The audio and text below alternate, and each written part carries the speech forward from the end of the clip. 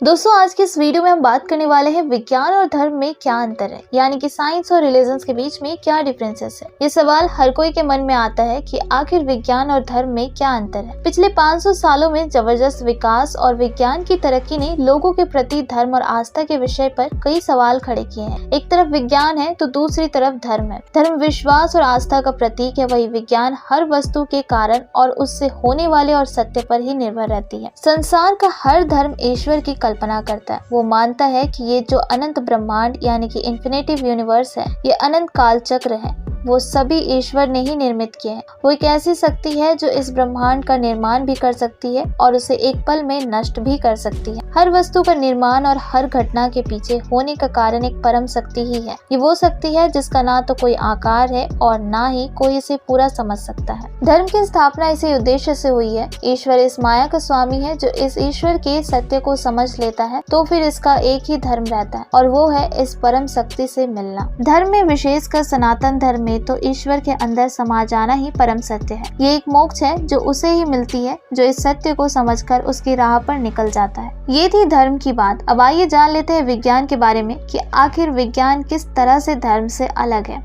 विज्ञान कोई आधुनिक ज्ञान नहीं है और ना ही कोई आधुनिक विषय है। विज्ञान एक भौतिक विषय है जो भौतिकता के आधार पर सत्य की खोज करता है। हमारे इंद्रियों में जो हमें दिखाई देता है, जो हमें महसूस होती है, उसकी सत्यता और उनके काम करने के तरीके को जानना ही विज्ञान है। ये हर वस्तु के गहराई में तोलने और विचार करने जैसा है। विज्ञान हर उस वस्तु को, हर उस बात को नकार देता है जो उसे समझ में नहीं आती है या फिर उसका कोई प्रमाण नहीं है। जहाँ एक तरफ धर्म ईश्वर को मानता है और उसकी खोज में निकल जाता है, तो विज्ञान ईश्वर के अस्तित्व को नकार देता है। विज्ञान हर वस्तु और क्रिया के पीछे कारण ढूंढता है।